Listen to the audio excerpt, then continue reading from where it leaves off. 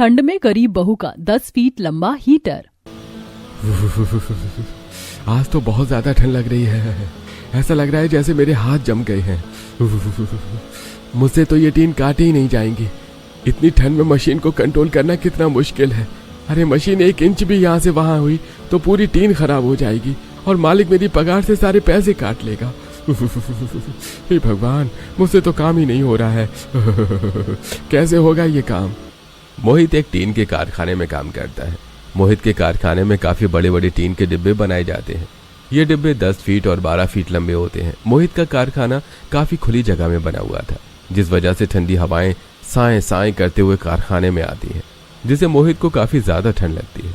ठंड में ठिठुरता हुआ मोहित जैसे तैसे करके अपना काम खत्म करता है और अपने घर चला जाता है। मोहित जब घर पहुंचता है तो क्या हुआ बेटा, तू इतना भीग कैसे गया? क्या हुआ भैया, आप नहा कर आए हो क्या? ये मजाक का वक्त नहीं है नीतू। बाहर बहुत ज्यादा ठंड पड़ रही है और ओस की वजह से मेरे सारे कपड़े भीग गए हैं, जिससे मुझे बहुत ज्यादा ठंड लग रही है। मुझे तो डर है कि कहीं बुखार ना हो जाए। मोहित नीतू से बात ही कर रहा होता है कि काजल जल्दी से मोहित का सिर पोंछने के लिए तौलिया लेकर आती है और जल्दी जल्दी मोहित का सिर पोंछने लगती है। सिर पोंछने के बाद मोहित भी जल्दी से अपने कपड़े बदल लेता है।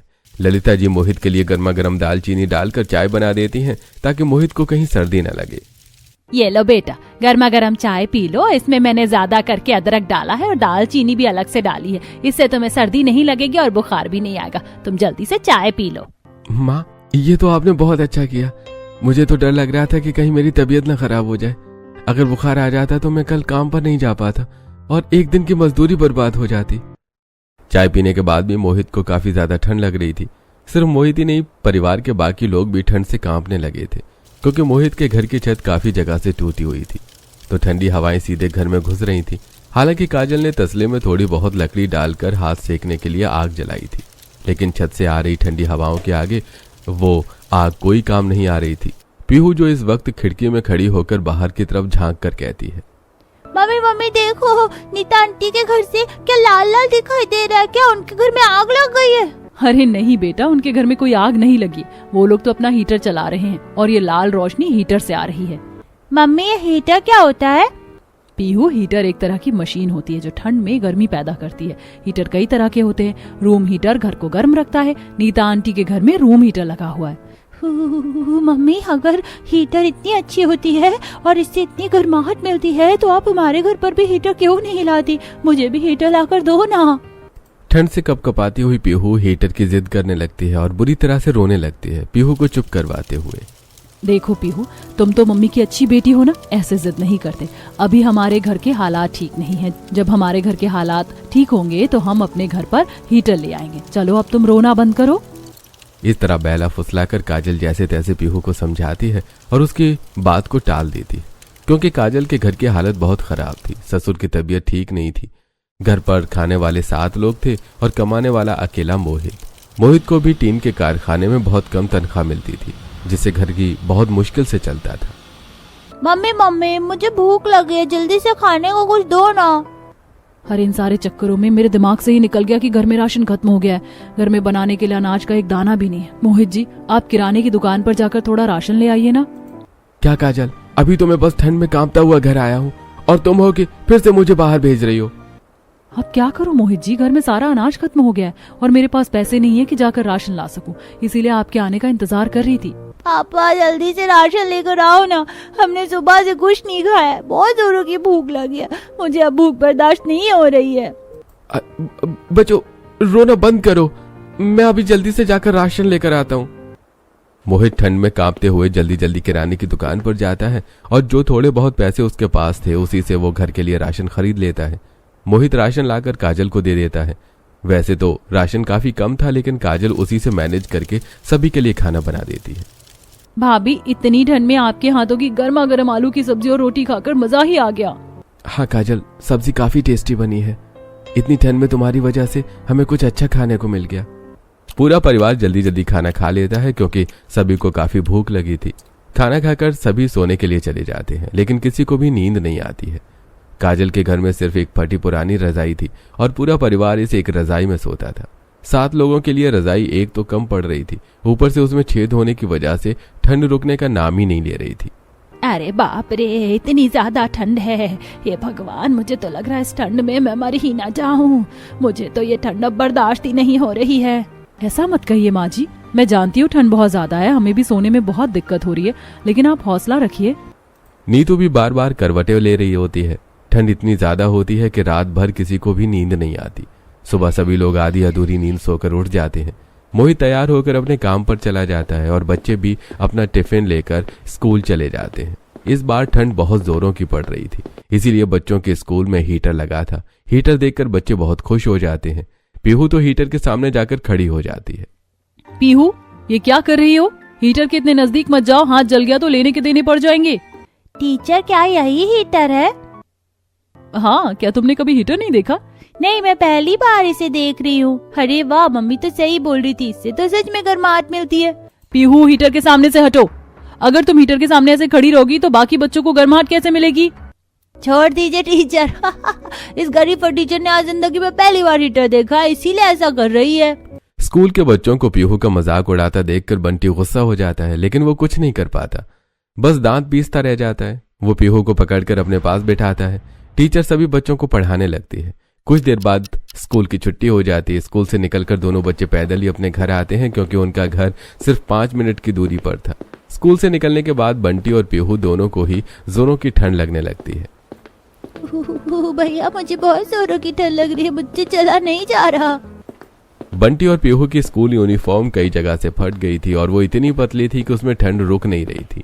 स्कूल के अंदर तो हीटर था, तो वहां उन्हें ठंड नहीं लग रही थी, लेकिन स्कूल से बाहर आते ही उन्हें जोरों की ठंड लग जाती है और वो छींकने लगते हैं। कुछ देर में बंटी और पीहू घर पहुंच जाते हैं। बच्चों को छींकते देखकर काजल परेशान हो जाती है। क्या हुआ बच्चों, तुम लोग इतना छींक क्यों रहे हो? तुम दोनों को सर्दी लग गई है क्या? बस ये कहने की देर थी कि बंटी और पीहू दोनों काजल के गले लग जाते हैं और उसे पकड़कर जोर जोर से रोना शुरू कर देते हैं। बच्चों का यूं रोता देखकर काजल और भी ज्यादा परेशान हो जाती है। बंटी, तुम बताओ, तुम लोग ऐसे रो क्यों रहे हो? स्कूल में तुम्हें किसी ने कुछ कहा है? ये हमारा है। माँ, हमारा स्कूल यूनिफॉर्म इतना बदला है कि कई जगह से फट गया, तुम हमें नए यूनिफॉर्म क्यों नहीं दिलाती हो? बच्चे स्कूल में हमारा काफी मजाक उड़ाते हैं, हमें गरीब टीचर कहते हैं। आज तो स्कूल में नया हीटर लगा था, पीहू बस हीटर के सामने जाकर देख रही थी तो टीचर ने उसे डांटा और बाकी बच्चों ने उसका काफी मजाक उड़ाया। माँ, हम लोग इतने गरीब क्यों हैं और हमारे पास हीटर क्यों नहीं है? अपने बच्चों को इस तरह रोते देखकर काजल को भी बहुत दुख होता है, लेकिन बेचारी कर भी क्या सकती थी। मैं अपने बच्चों के लिए नए स्कूल यूनिफॉर्म और हीटर कहाँ से ला कर दूं? मोहित जी मुश्किल से बस 7,000 रुपए महीना कमाते हैं। बाजार में नया हीटर 4 से 5,000 रुपए का आता है। अब अगर नया हीटर खरीद लिया तो घर कैसे चलेगा? बच्चों की स्कूल फीस कैसे भरूंगी? मकान मालिक को क्या दूंगी? बिजली का बिल कैसे भरूंगी? ये सारी बातें सोचते हुए काजल अपने बच्चों को चुप करवाती है और उन्हें अच्छे खाने का लुभावन देकर शांत करती है। स्कूल से आने के बाद बच्चों को भी काफी भूख लगी थी, तो वो खाना खाकर खेलने चले जाते हैं। खेलते हुए भी उन्हें बहुत ज्यादा ठंड लग रही थी, तो वो खेल को बीच में ही छोड़कर घर आ जाते हैं। रात में मोहित भी काम से घर आ जाता है और पूरा परिवार साथ मिलकर खाना खाकर सो जाते हैं।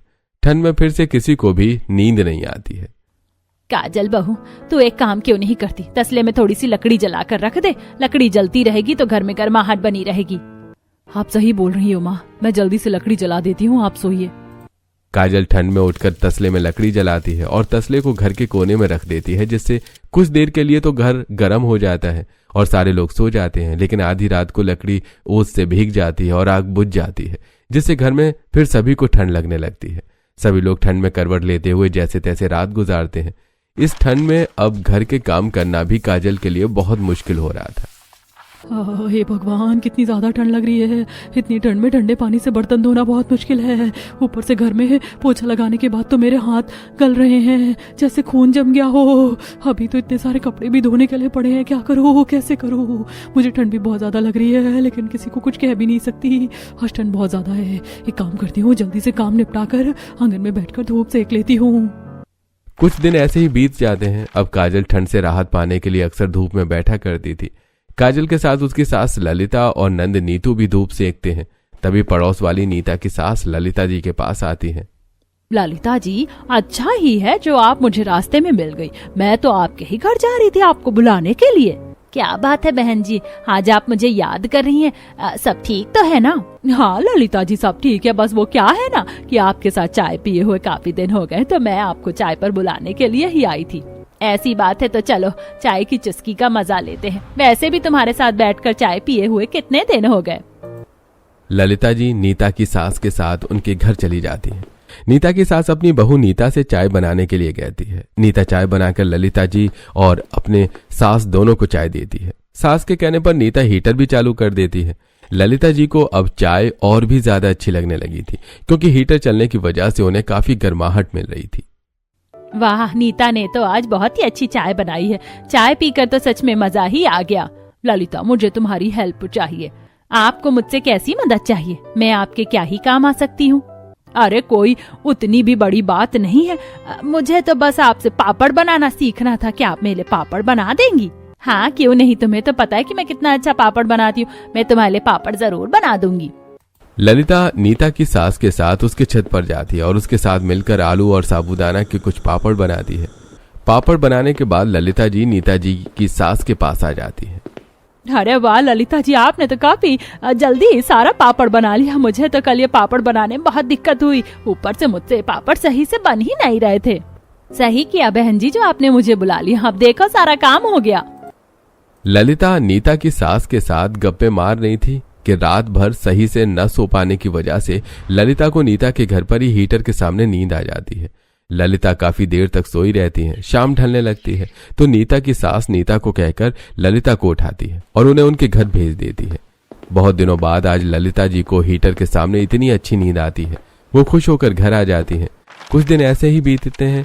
नीता की सास ललिता जी को अब आए दिन किसी न किसी बहाने से अपने घर पर बुलाती थी और उन्हें कोई न कोई काम करने के लिए दे देती थी। कुछ दिन बाद, अरे नीतू बेटा, तुझे इतनी ज्यादा सर्दी लग रही है, तू एक काम क्यों नहीं करती? तू मेरे साथ नीता के घर चलना। उनके घर पर हीटर चलता है तो वहाँ तुझे ठंड नहीं लगेगी और तेरी तबीयत भी अच्छी हो जाएगी। नहीं माँ, मैं नीता भाभी के घर नहीं जाऊंगी। मुझे पता है वो लोग आपसे काफी सारा काम करवाती हैं और मुझे अच्छा नहीं लगता कि आप उनके वहाँ काम करती हैं। अगर मैं आपके साथ चलूंगी और वो आपको काम करने के लिए कहेंगी तो मुझे अच्छा नहीं लगेगा। ये तो सही तो कह रही है। अरे तुम्हें हीटर की गर्माहट अच्छी लग रही है, लेकिन तुम ये ध्यान नहीं दे रही हो कि वो तुमसे कितना काम करवाते हैं। अरे नीतू, तू ज्यादा ही सोचती है, ऐसा कुछ भी नहीं है। मैं उतना ज्यादा काम नहीं करती हूँ, मैं बोल रही हूँ ना। तो चल बस मेरे साथ। काफी समझाने के बाद भी ललिता जी नीतू की बात नहीं सुनती हैं और उसे अपने साथ नीता के घर पर ले जाती हैं। नीता का घर काफी बड़ा और गर्म था। नीतू को भी यहाँ आकर काफी अच्छा लगता है, क्योंकि नीता का घर बहुत गर्म था। नीतू नीता से काफी सारी बातें करती थी। कुछ दिन ऐसे ही बीतते हैं। अब नीतू और ललिता जी अक्सर नीता के घर जाते थे। रोज रोज दोनों माँ बेटी को घर में देखकर नीता को गुस्सा आ जाता है। क्या माँ जी, आजकल आप क्यों इन लोगों को इतना घर पर बुला रही हैं हीटर के सामने बैठने के लिए? देखिए ये लोग कैसे बेशर्मी से रोज हमारे घर पर आ जाते हैं। ऐसे ही चलता रहा तो वो दिन दूर नहीं जब इसका पूरा परिवार हमारे घर में आ धमकेगा। इसीलिए आप इन लोगों से बात कीजिए और इन्हें अपने घर जाने को कहिए। ठीक है बहू, मैं अभी इन लोगों से बात करती हूँ, जितना जल्दी हो सके मैं इन्हें जाने को कहती हूँ। नीता की सास को भी नीता की बात सही लगती है, क्योंकि अब नीतू और ललिता जी कुछ ज्यादा ही उनके घर पर जाने लगी थी। सारा दिन हीटर के सामने बैठी रहती, जिससे बिजली का बिल काफी ज्यादा आ रहा था। कैसी हैं बहन जी आप? आज चाय के साथ थोड़ी नमकीन हो जाए? नहीं बहन जी, आप अपने घर चले जाइए। आज हम कोई चाय वाय नहीं पियेंगे, ना हम हीटर के सामने बैठेंगे। हीटर चलाने से बिजली का बिल बहुत ही ज्यादा आता है। मेरा बेटा बहुत गुस्सा हो रहा था, उसने कहा कि अब दिन भर हीटर नहीं चलेगा, सिर्फ रात में ही हीटर चलेगा। आपके घर में तो हीटर है नहीं तो आपको ये बात समझ नहीं आएगी, लेकिन हम लोगों को तो देखना पड़ेगा ना। अब हम लोग आंगन में मिलकर ही बात कर लिया करेंगे। नीता की सास का इस तरह ललिता जी से बात करना नीतू को बिल्कुल पसंद नहीं आता है। वो समझ जाती हैं कि नीता की सास उन्हें घर पर और बुलाना नहीं चाहती है, क्योंकि उनका काम निकल गया है। इसीलिए वो बहाने दे रही हैं। नीतू ललिता जी को लेकर घर आ जाती है। नीतू और ललिता जी दोनों का चेहरा आज काफी मुरझाया हुआ था, अपनी सास और नंद को उदास देखकर। आज आप लोगों को क्या हुआ है? सुबह सुबह इतने उदास क्यों हैं आप लोग? भाभी, हम लोग कुछ दिनों से नीता भाभी के घर जा रहे थे और हीटर के सामने बैठे रहते थे, तो ये चीज नीता भाभी को अच्छी नहीं लग रही थी। इसीलिए नीता भाभी ने अपनी सास को बोलकर आज हमें अपने घर आने से मना कर दिया। नीता की सास माँ को ताने भी मार रही थी कि हमारे घर पर कोई हीटर नहीं है। अब तो बस हो गया, जिसे देखो वो एक हीटर की वजह से हमारी गरीबी का मजाक उड़ा रहा है। हम लोग गरीब हैं तो इसका मतलब ये तो नहीं है ना कि हमें ठंड में ठिठुरना पड़ेगा। मैं मानती हूँ हम लोग बाहर से हीटर नहीं खरीद सकते, लेकिन मैं कुछ जुगाड़ लगाकर घर पर तो हीटर बना सकती हूँ। काजल यही सब सोचती रहती है तो उसे एक आइडिया आता है। मुझे क्या गजब का आइडिया है, एक काम करती हूँ, बाहर जो लकड़ी के पटरे पड़े हैं उन्हें जोड़कर हीटर बना लेती हूँ। काजल अपने घर के आंगन में जाती है और वहां पड़े लकड़ी के पटरों को उठाकर घर ले जाती है। वो लकड़ी के पटरों को जोड़कर एक बॉक्स जैसा तैयार करती है। उसमें एक पुरानी लोहे की कढ़ाई रखकर उसमें कुछ लकड़ी और घास जला लेती है, जिससे कुछ ही देर में पूरा घर गर्म हो जाता है। काजल का ये हीटर देखकर ललिता जी, नीतू, बच्चे और हरीश जी काफी खुश हो जाते हैं। अरे वाह बहू, तूने क्या जुगाड़ लगाया है। वही तेरे इस हीटर की वजह से तो सच में ठंड भाग गई और इससे काफी आराम भी मिल रहा है। कुछ दिन काजल अपने जुगाड़ वाले हीटर का इस्तेमाल करती है, लेकिन उसमें एक बड़ी समस्या थी। उसे गर्माहट पाने के लिए बार बार उसमें लकड़ी डालनी पड़ती थी, जिससे काजल की नींद अक्सर रात में खराब हो जाती थी। काजल रात को बार बार हीटर में लकड़ी डालने से परेशान हो गई थी। मैंने ये हीटर बनाया था ताकि हम लोग सभी चैन से हीटर की गर्मी में सो पाए, लेकिन इस हीटर में लकड़ी डालने के लिए मुझे इतनी बार उठना पड़ता है कि मेरी नींद बार बार खराब हो जाती है। अब तो कुछ और ही सोचना पड़ेगा, इस जुगाड़ से मेरा काम नहीं होने वाला। खुद से ये बातें करते हुए काजल बाजार के लिए निकलती है। आज काफी ज्यादा ठंड थी तो उसे काफी ठंड लगती है। अरे आज फिर से इतनी ज्यादा ठंड है, ऊपर से मेरा जुगाड़ काम भी नहीं आ रहा है। हे भगवान, अब मैं करूँ तो क्या करूँ, और ये बाजार पता नहीं कब आएगा। आज तो ये रास्ता और भी लंबा लग रहा है। ठंड में परेशान काजल बाजार में सब्जी लाने जा रही होती है कि तभी अचानक उसकी नजर एक इलेक्ट्रीशियन की दुकान पर पड़ती है। इलेक्ट्रीशियन अपनी दुकान पर एक पुराना हीटर ठीक कर रहा था। वो हीटर खराब हो गया था, इसीलिए इलेक्ट्रीशियन पहले उसे खोलता है और फिर उसके कुछ पुर्जे को ठीक करता है। इलेक्ट्रीशियन हीटर में कुछ नए पुर्जे और पुराने पुर्जे लगाकर उसे फिर से असेंबल करता है। काजल दुकान के बाहर खड़े होकर यह सब कुछ देख रही थी। उसे काफी कुछ समझ आ जाता है कि हीटर काम कैसे करता है। इलेक्ट्रीशियन जब हीटर असेंबल कर देता है तब काजल उसके पास आती है और कहती है, भैया मैं आपको हीटर को ठीक करते हुए देख रही थी। आपको देखकर मुझे काफी कुछ समझ आया, लेकिन क्या आप मुझे बता सकते हैं कि ये हीटर बनता कैसे है और काम कैसे करता है? हाँ, क्यों नहीं, मैं आपको समझा देता हूँ। देखिए, हीटर के अंदर एक हीटर एलिमेंट होता है जो लोहे की रॉड की तरह दिखता है। ये रॉड नाइक्रोम का बना होता है जो बिजली के तार से जुड़ा होता है। जब बिजली इस रॉड्स में जाती है तो ये रॉड बिजली की वजह से गर्म हो जाती है और जिसके आसपास की हवा गर्म हो जाती है और फिर पूरे घर की हवा भी गर्म हो जाती है। थैंक यू भैया, आपने मुझे इतने अच्छे तरह से समझाया। इलेक्ट्रीशियन की दुकान से होकर जब काजल सब्जी खरीदने के लिए बाजार चली जाती है और सब्जियां खरीद कर घर आ जाती है तो काजल देखती है कि उसके घर पर 10 फीट लंबा टीन का डिब्बा पड़ा हुआ है। ये इतना बड़ा टीन का डब्बा हमारे घर पर क्या कर रहा है? अरे काजल, इस डिब्बे को मैं लेकर आया हूँ। आज इतनी ज्यादा ठंड लग रही थी कि मशीन चलाते हुए मेरे हाथ कांपने लगे, जिससे मुझसे टीन काटने में गलती हो गई। अब गलती हो गई है तो मालिक मेरे पैसे काटेगा, इसीलिए मैं इस डिब्बे को घर ले आया हूँ ताकि इसे भंगार में बेचकर थोड़े पैसे ही कमा लूंगा। ये तो बिल्कुल सही किया आपने। अगर आप ये टीन का डिब्बा नहीं लाते तो आपके मालिक खुद इस डिब्बे को भंगार में बेच देते और पैसे अपने पास रख लेते। इस तरह पगार भी जाती और हमें कुछ नहीं मिलता। आज ठंड पहले से ज्यादा थी, इसलिए आज सारे लोग खाना खाते हुए कांप रहे थे। कोई दांत किटकिटाता है तो कोई ठंड में ठिठुरता है। अब गर्म खाना भी किसी से खाया नहीं जा रहा था क्योंकि उन्हें ठंड बहुत ज्यादा लग रही थी। काजल अपने परिवार वालों को ठंड में परेशान देखकर दुखी थी कि तभी उसकी नजर टीन के डिब्बे पर जाती है और उसे एक आइडिया आता है। अब तो मुझे पता है कि हीटर कैसे बनाया जाता है और अब अगर मैं चाहूँ तो घर पर ही अपना हीटर बना सकती हूँ, लेकिन अब हीटर बनाना ही है तो मैं छोटा हीटर क्यों बनाऊँ? छोटा हीटर तो सभी के पास है। अगर मैं हीटर बनाऊंगी तो मैं 10 फीट लंबा हीटर बनाऊंगी, जिससे मेरा घर पूरी तरह गर्म हो जाएगा और मेरा हीटर देखकर लोगों की आंखें फटी रह जाएंगी। खासकर वो नीता और उसकी सास तो बुरी तरह जल जाएगी। उन दोनों ने मिलकर मेरी सास और ननद की बुराई की थी ना। अब मैं इतना अच्छा हीटर बनाऊंगी कि वो लोग खुद हमारे घर पर आएंगे। ये सब सोचते हुए काजल सो जाती है। अगली सुबह जब उसकी नींद खुलती है तो अरे मैंने तो बड़ा हीटर बनाने का सोच लिया है, लेकिन इतना बड़ा हीटर बनाने के लिए तो मुझे बड़े हीटर एलिमेंट की जरूरत पड़ेगी। इसके अलावा बिजली का तार खरीदने में और प्लग खरीदने में भी तो काफी खर्चा आएगा। ये सोचते हुए काजल अपने चावल के डिब्बे से कुछ पैसे निकालती है। काजल काफी दिनों से चावल के डिब्बे में पैसे जमा कर रही थी ताकि ये पैसे बुरे वक्त में काम आ जाएं। काजल के परिवार में सभी दुखी थे, इससे बड़ा बुरा वक्त और क्या ही होता। इसलिए आज काजल अपनी सेविंग्स के पैसों को निकालती है और फिर तैयार होकर बाजार में उसी इलेक्ट्रीशियन की दुकान पर चली जाती है। भैया मुझे हीटर बनाने के लिए एक बड़े हीटर एलिमेंट की जरूरत है। मैं 10 फीट लंबा हीटर बनाना चाहती हूँ। 10 फीट लंबा हीटर। काजल की बात सुनकर इलेक्ट्रिशियन तो पहले चौंक जाता है कि इतना लंबा हीटर कैसे बनेगा। क्या आप सच में इतना लंबा हीटर बनाना चाहती हैं? हाँ भैया, मैं सच में इतना लंबा हीटर बनाना चाहती हूँ। आप जल्दी से मुझे बड़ा हीटर एलिमेंट दे दीजिए, लंबी वायर दे दीजिए, 10 फुट लंबी लोहे की जाली दे दीजिए और 6 से 10 बड़े बड़े नट बोल्ट और नट बोल्ट टाइट करने वाली स्क्रू ड्राइवर भी दे दीजिए। इलेक्ट्रिशियन के पास ये सारा सामान था तो वो काजल को सारा सामान दे देता है। देखिए भाभी जी, वैसे तो इतना बड़ा हीटर बनाना रिस्की होता है, पर अगर आप कोशिश करना चाहती हैं तो कर लीजिए। अगर आपको बुरा न लगे तो जब आपका हीटर बनकर तैयार हो जाए तो आप मुझे जरूर बताइएगा। मुझे 10 फीट लंबा हीटर देखने का बड़ा मन है। हाँ भैया, क्यों नहीं। वैसे भी आपने ही मुझे हीटर बनाने का तरीका बताया। जब मेरा 10 फीट लंबा हीटर बन जाएगा तो मैं पक्का उसे आपको दिखाऊंगी। काजल सारा सामान लेकर जल्दी जल्दी अपने घर आ जाती है और फिर वो हीटर बनाना शुरू करती है। काजल एक टेबल पर चढ़कर टीन के डिब्बे के दोनों तरफ गोल करके काटती है और वो पूरे डिब्बे में 6 बड़े बड़े छेद करती है ताकि उसमें हीटर एलिमेंट को जोड़ा जा सके। टीन को काटने के बाद काजल बाहर जाकर पड़े हुए लकड़ी के पटरों को लाती है और फिर उनमें छेद करती है। फिर वो उस लकड़ी के टुकड़ों को टीन के छेद के बाहर एडजस्ट करती है और फिर हीटर एलिमेंट को नट बोल्ट से टाइट करती है। वो 10 फीट लंबा हीटर बनाने के लिए उसमें 3 बड़े बड़े हीटर एलिमेंट लगाती है। फिर उसमें सामने की तरफ जाली लगाती है और उसे तार से जोड़ देती है।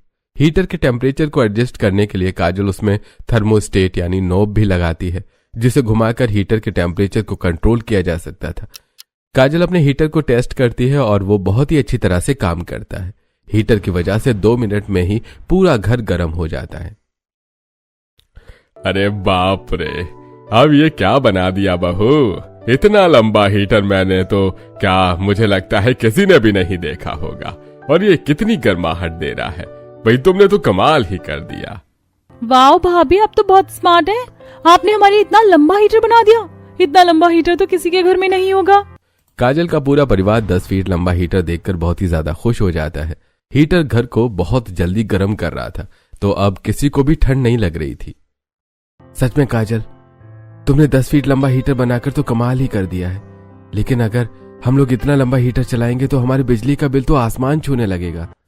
अरे मोहित जी, ऐसा कुछ भी नहीं होगा, क्योंकि एक बार इस हीटर में हीटर एलिमेंट गर्म हो जाता है तो वो काफी देर तक गर्म रहता है। ऐसे में अगर मैं इसे एक बार जलाकर बंद कर दूं तो ये काफी देर तक हमारे घर को गर्म रखेगा। सच में काजल, तुम तो बहुत ही ज्यादा स्मार्ट निकली। कुछ ही दिनों में काजल के 10 फीट लंबे हीटर की खबर पूरे गांव में फैल जाती है। काजल उस बाजार वाले इलेक्ट्रिशियन को अपने घर बुलाकर उसे अपना 10 फीट लंबा हीटर दिखाती है। इलेक्ट्रिशियन तो काफी चौंक जाता है, लेकिन वो काजल के काम से काफी इम्प्रेस भी होता है। आसपास के पड़ोसी अब अक्सर काजल के घर हीटर के सामने बैठने के लिए आते थे। नीता और उसकी सास भी काजल के घर अक्सर आया करती थी। अरे वाह काजल, तुम सच में अपने घर में हीटर ले ही आई। लेकर नहीं आई बल्कि तुमने इतना लंबा हीटर बना दिया। सही है यार तुम्हारा जुगाड़। नीता की बात सुनकर काजल खुश हो जाती है और जो औरत पहले उसकी सास और नंद को ताना दे रही थी अब वो खुद काजल की तारीफ करने लगती है। वो इलेक्ट्रिशियन वाले भैया काजल के 10 फीट लंबे हीटर की फोटो लेकर जाते हैं और उसकी फोटो सोशल मीडिया पे डाल देते हैं, जिससे काजल और उसका 10 फीट लंबा हीटर काफी फेमस हो जाता है। एक हीटर बनाने वाली कंपनी काजल के इस काम से काफी इम्प्रेस हो जाती है और वो काजल को 50,000 रुपए सैलरी पर अपने यहाँ नौकरी पर रख लेती है। काजल के घर में जहां एक वक्त का खाना नहीं मिलता था, अब उसके घर की सारी प्रॉब्लम दूर हो जाती है। काजल अपने परिवार को टूटी पुरानी झोपड़ी से हटाकर एक 2 मंजिले मकान में ले आती है, जहां जरूरत का हर सामान मौजूद था और वो काफी गर्म था क्योंकि उसमें काफी सारे हीटर और गीजर लगे हुए थे, जिससे परिवार के लोगों को ठंड नहीं लगती थी और औरतों को किचन में काम करने में परेशानी नहीं होती थी।